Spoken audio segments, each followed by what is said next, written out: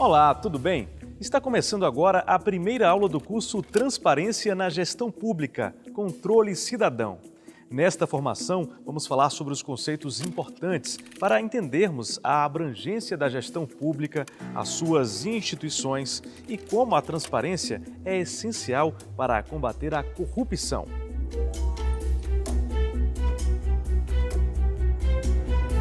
No programa de hoje, vamos falar sobre a prevenção e o combate à corrupção no Brasil e no mundo. E também sobre as instituições que trabalham para que isso aconteça.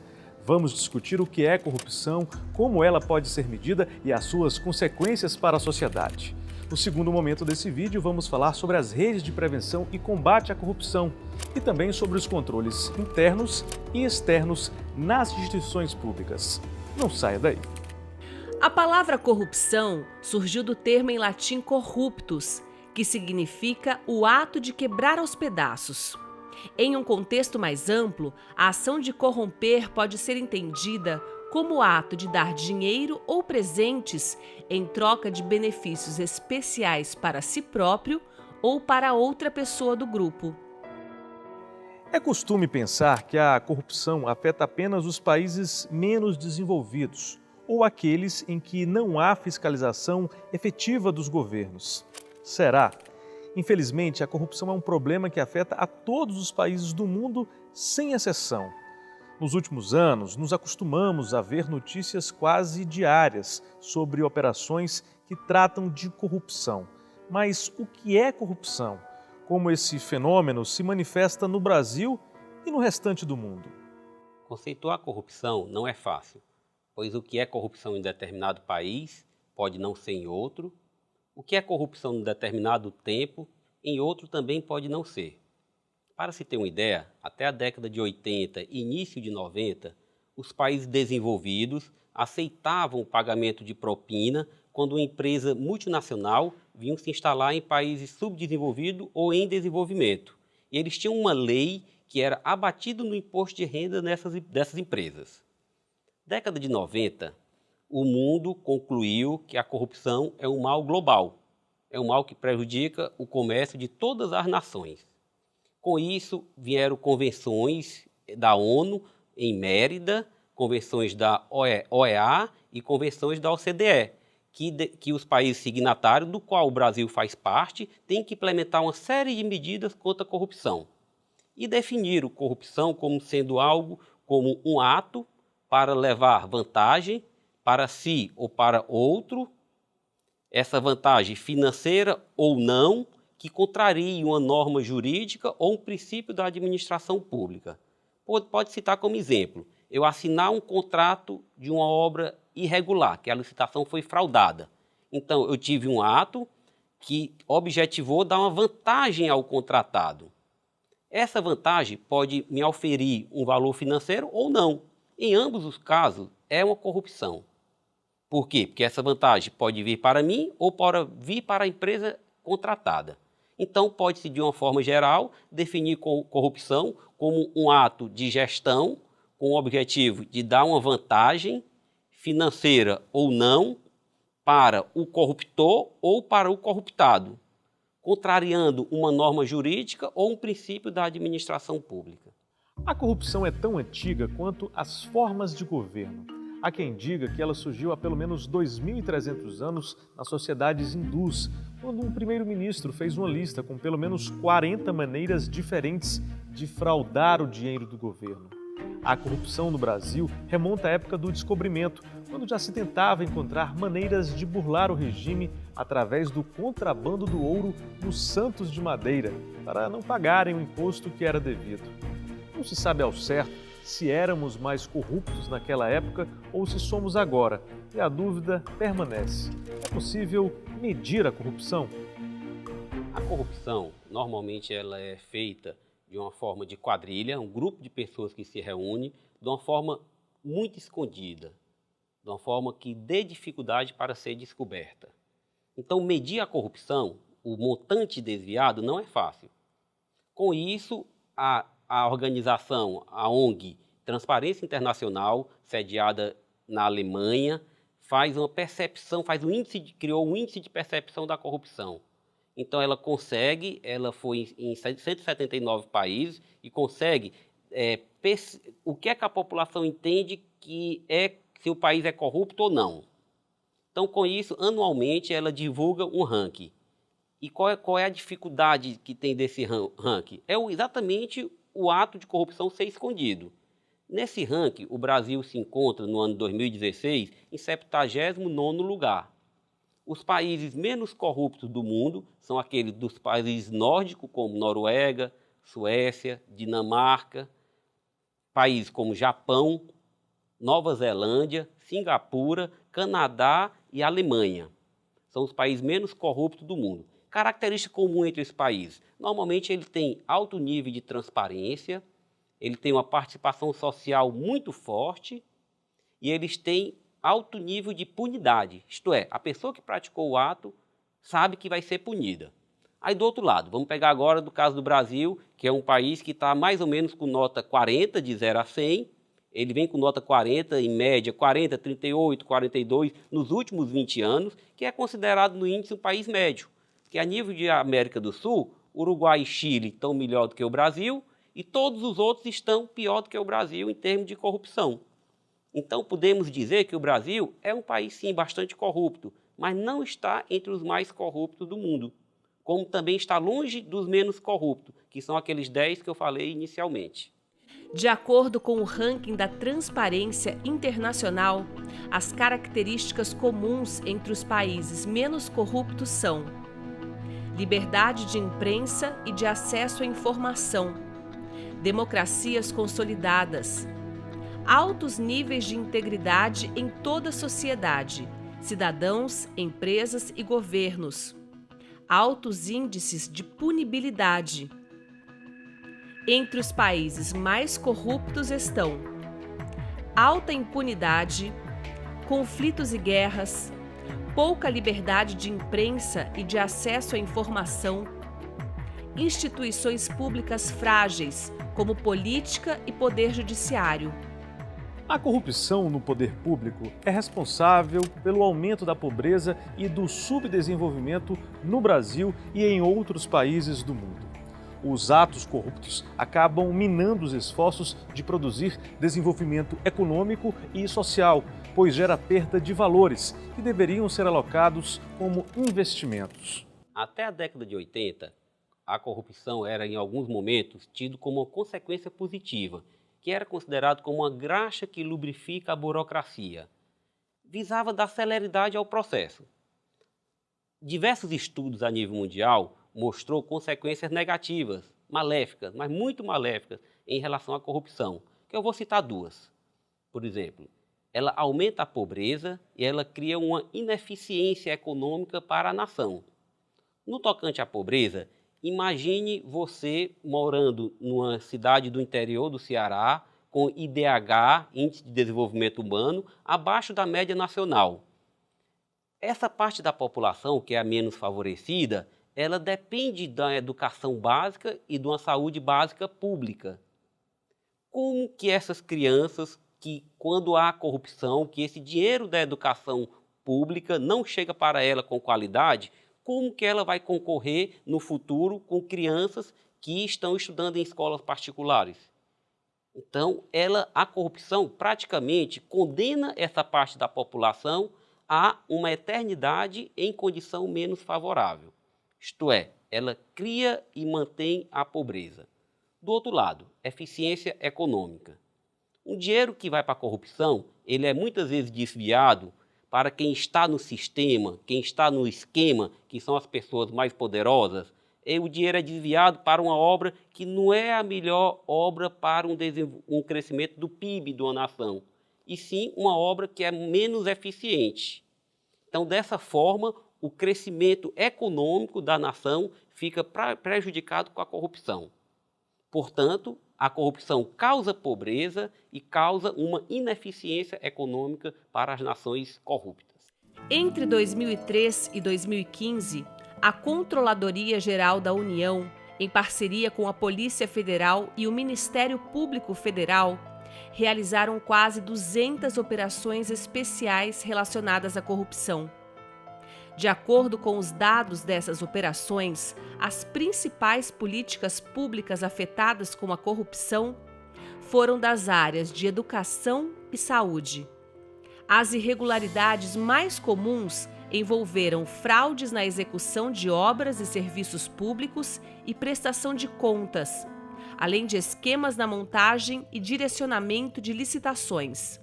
A Constituição de 1988 garante ao povo brasileiro o direito de participar da gestão e do controle das despesas públicas. O controle social, entendido como a participação do cidadão na gestão e no controle de políticas públicas, é um mecanismo que fortalece a cidadania e que reforça o controle exercido pelos órgãos fiscalizadores. O cidadão pode participar de conselhos gestores de políticas públicas ou pode, por exemplo, verificar se o município realizou obras das escolas ou de unidades de saúde conforme o projeto original.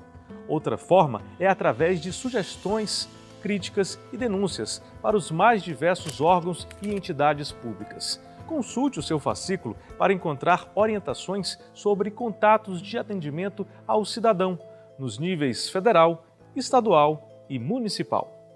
Uma característica comum entre os países menos corruptos do mundo é uma forte, uma intensa participação social. Nesse sistema, a Constituição da República Federativa do Brasil de 1988, também chamada de Constituição Cidadã, incorporou diversos dispositivos de participação social na gestão e controle dos recursos públicos. Como exemplo, pode-se citar a Ação Cearense de Combate à Corrupção e à Impunidade, uma ONG sediada em Fortaleza, que realiza auditorias cívicas em diversos municípios do Ceará. Essa ONG, a ACESSE, já possui 21 núcleos em municípios cearenses. Esses núcleos estão trabalhando de uma forma contínua, visando prevenir e combater a corrupção. Como que esse núcleo atua? Ele, baseado na Lei de Acesso à Informação, ele consegue as informações, seja execução de uma obra, seja um gasto com merenda escolar, seja um gasto com transporte escolar, seja um gasto no programa de saúde da família. Com esses dados que eles obtêm utilizando a Lei de Acesso à Informação, a LAI, eles vão nos locais, realizam a execução das políticas públicas, fazem as auditorias cívicas e entregam os relatórios aos gestores públicos e aos órgãos de controle, como CGU, TCU, Ministério Público e outros. A corrupção acontece quando agentes públicos, empresários e cidadãos comuns avaliam a possibilidade de ganhos financeiros. Se há incentivo para a corrupção e se a possibilidade de ser descoberto é pequena, a corrupção é considerada como uma possibilidade que vale a pena. De acordo com teóricos da área, outro fato decisivo para a prática de atos corruptos é o comportamento ético e moral da sociedade. Ou seja, se a sociedade tende a ser conivente com pequenas falcatruas, a tendência é que a decisão de cometer atos mais graves de corrupção sejam mais fáceis de ser cometidos. E que medidas precisamos tomar para reduzir os casos de corrupção? Diversos estudos a nível mundial dizem que para combater a corrupção há duas dimensões. A primeira, dimensão de responsabilização, que é aquela de dar a punição, e a outra, dimensão ético-moral de uma sociedade. Na dimensão responsabilização, a gente tem que criar mecanismo que aumente o risco de ser descoberto o ato corrupto e, se esse ato for descoberto, que tenha uma punição muito rigorosa, que tenha uma punição muito exemplar. Como que se faz isso? Quanto maior a transparência de uma nação, maior o risco de serem descobertos os atos de corrupção. Primeiro. Segundo, quanto mais bem organizados estiverem os órgãos de controle, com participação da sociedade, maior o risco de ser descoberto. Terceiro, quanto mais célere for o poder judiciário, maior a chance de ter a punição da corrupção. Quarto, quanto mais leis com punições mais duras da corrupção, menor é o ato que vai servir de incentivo para o corrupto praticá-lo. Ele vai ter medo, ele vai ter receio de praticar aquele ato de corrupção. Então, a dimensão responsabilização é essa. aumentar a chance da pessoa ser punida, aumentar a chance do corrupto ser punido. No outro lado, dimensão ético-moral. Os países menos corruptos do mundo, ele tem um que é chamado de formação de uma integridade, um sistema de integridade.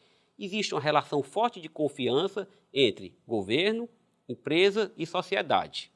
O cidadão confia mais na empresa, o cidadão confia mais no governo, o governo confia mais nas empresas. Cria-se esse sistema de integridade. É uma relação forte de confiança. E isso deve ser trabalhado aonde? Escola e família. Os colégios devem dar noções de coletividade, como que eu devo ter um ato que beneficie a coletividade. Isso pode ser estudado no colégio, como também a família, com o exemplo de um pai, de um avô em relação ao filho, sempre conversando com ele, dizendo, olha, aquele hábito que você pratica, que às vezes é uma pequena corrupção hoje, com o tempo pode ser uma grande corrupção. Por quê? Se eu começo praticando pequenas corrupções e me acostumo como se fosse algo normal, na hora que aparecer a janela de oportunidade para eu praticar uma média ou uma grande corrupção e que eu saiba que o risco de eu ser punido é pequeno, é provável que eu caia na tentação e pratique o ato de corrupção. Concluindo, para se combater a corrupção, deve-se ser muito intensa a punição, como se deve ser melhor as características ético-moral de toda a sociedade. A pequena corrupção é a porta de entrada para atos de corrupção maiores e mais graves. Como vimos, o custo da corrupção é altíssimo para a sociedade, principalmente para as populações vulneráveis. O desvio de dinheiro e de investimentos que deveriam ser aplicados na saúde e na educação tem forte impacto na população mais pobre e compromete as próximas gerações. Na sua opinião, o que podemos fazer para combater a corrupção? No começo dessa videoaula, vimos as definições de corrupção e de que forma a sociedade civil tem se organizado para combater esse mal.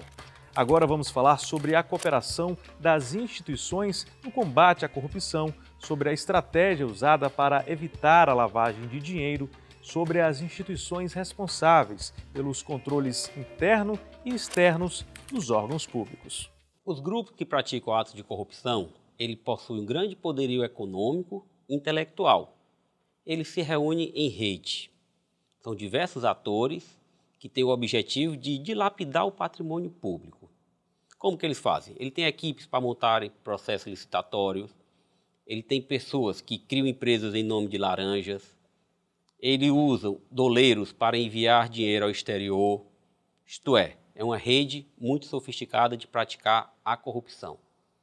Para a sociedade vencer esse fenômeno, algo muito desafiante, precisa também atuar em rede.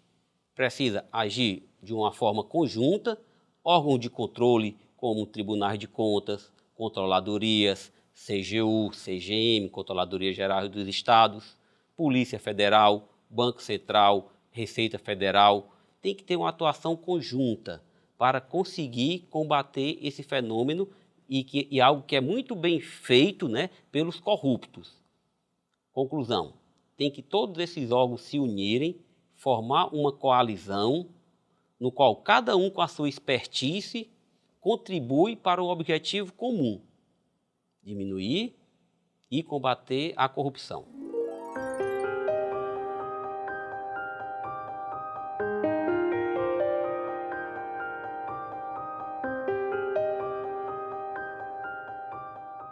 A má gestão nas áreas da saúde e da educação e os desvios de investimentos são os responsáveis pelas obras inacabadas de hospitais, pela falta de merenda escolar, pela multiplicação de equipamentos sucateados, remédios vencidos, entre outros problemas. De acordo com dados divulgados pela Controladoria Geral da União, os municípios que foram investigados com denúncias de corrupção também são aqueles que apresentam o Índice de Desenvolvimento da Educação Básica e o Índice de Desenvolvimento Humano mais baixos. Sem dúvida, desfalques grandes em verbas destinadas à educação e à saúde não são feitas por uma pessoa individualmente, mas por um grupo de pessoas que visam dilapidar o patrimônio público. As investigações também são feitas em rede e um grande exemplo de sucesso é a Operação Lava Jato. A maior operação já realizada no Brasil com a participação de diversos atores chama-se Operação Lava Jato, ainda em andamento. Como funcionava o esquema? Conjunto de empresas, maiores construtoras do país e construtoras grandes até a nível mundial, se reuniam em conluio, dividiu as obras, o que cada uma iria ganhar. Para isso, ela pagava propina a funcionários da Petrobras, pagava propinas para políticos, contratava empresas de câmbio fraudulentas para desviar os recursos para o exterior. Algo muito sofisticado, algo difícil de se combater se não houvesse a atuação de diversos órgãos em conjunto. Com isso, criou-se uma força-tarefa, com participação de órgãos de controle como Controladoria Geral da União, Tribunal de Contas da União, Ministério Público Federal, Polícia Federal, Banco Central, Receita Federal do Brasil e outros. Fizeram uma grande coalizão para descobrir os atos de corrupção praticados na Petrobras. Dessa forma, conseguiu-se já recuperar bilhões de reais e que sirva de exemplo, né? A corrupção ativa, a corrupção passiva, a lavagem de dinheiro não compensa, porque diversos empresários e políticos ou ex-políticos encontram-se presos, né? A gente pode voltar a falar da dimensão responsabilização, isto é, uma maior punição, ela previne e inibe um ato de corrupção no futuro. O Brasil vem ampliando a criação de redes de controle nos estados da federação. Entre elas, destacam-se o Fórum de Combate à Corrupção e o Movimento Articulado de Combate à Corrupção. Atualmente, essas redes estão em 24 estados do país. A lavagem de dinheiro acontece quando uma pessoa ou um grupo procura esconder a origem ilícita do dinheiro. Por exemplo, se a origem do dinheiro está no tráfico de drogas, fraude ou recebimento de propina, essa origem precisa ser maquiada para que as autoridades investigadoras não desconfiem. No Brasil, a Estratégia Nacional de Combate à Corrupção e Lavagem de Dinheiro é uma das redes mais importantes na luta contra o crime. No final de 2003, foi criada a Estratégia Nacional de Combate à Corrupção e à Lavagem de Dinheiro, ENCLA. Ela está atualmente na sua 12ª edição, é composta de 65 órgãos e entidades dos 3 poderes, Executivo, Legislativo e Judiciário, das 3 esferas, União, Estado e Município. Os membros se reúnem anualmente e definem ações para o ano seguinte, ações de prevenção e combate à corrupção. Pode citar como ações que já foram implementadas no Brasil, como, por exemplo, aumentar a transparência, foi criada a Lei de Acesso à Informação, saiu de discussões da ENCLA. Lei de Conflito de Interesse, saiu de discussões também da ENCLA. Lei Anticorrupção, também, e diversas outras ações nesses 12 anos. Pode citar como ações de 2017 a necessidade de uma maior integração entre bancos de dados para a prevenção e combate à corrupção. Então, membros da ENCLA estão se reunindo no ano de 2017 para sugerir medidas para aumentar essa integração entre os bancos de dados. Outra ação que está sendo desenvolvida em 2017, vê-se a necessidade, no combate à corrupção do ético-moral, de se ter uma educação mais cidadã, isto é, nossas crianças, adolescentes e adultos em universidade estudarem não apenas para uma capacidade profissional, e sim também que esse estudo seja voltado para criar cidadãos, criar pessoas mais preocupadas com diversas ações que se referem à coletividade. E essas são ações que a ENCLA vem desenvolvendo ao longo dos últimos 12 anos. Definidos como um conjunto de mecanismos de fiscalização e acompanhamento dos atos dos gestores públicos, os controles têm o objetivo de verificar se esses atos estão de acordo com a legislação e com os princípios da administração pública. Os controles estão previstos na Constituição de 1988, que reforça que a sociedade tem o direito de exigir a prestação de contas de todo agente público ou privado que receba recursos públicos. Os controles podem ser externos e internos. Os artigos 70 e 74 da Constituição da República Federativa do Brasil definem as estruturas do controle interno e externo. Cada ente da federação, União, Estado e município, deve ter um sistema de controle interno para cada poder. Isto é, o Poder Executivo da União tem a Controladoria Geral da União como controle interno. Já o Estado do Ceará possui a Controladoria e Ouvidoria Geral do Estado do Ceará como controle interno. O município de Fortaleza possui a Controladoria e Ouvidoria Geral do município de Fortaleza como controle interno. Seria muito interessante que todos os 5.500 municípios do Brasil também tivessem um sistema de controle interno criado, mas não há. Estima-se que só em torno de 20% dos municípios brasileiros têm esse sistema criado. Dentro do controle externo, ele é externo aos poderes. Então vamos pensar inicialmente a União.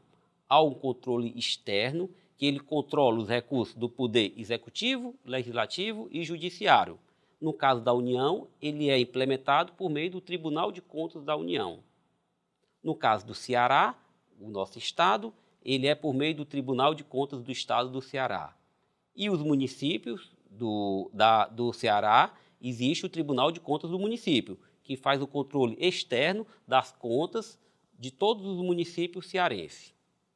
Pode citar como exemplo de uma ação bastante importante do TCU, no ano de 2016, que ele dá um parecer técnico, um parecer prévio sobre as contas do presidente da República.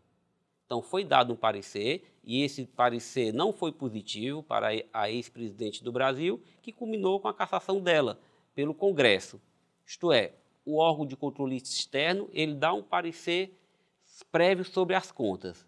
Quem julga é o Congresso Nacional, a nível federal, a nível de União.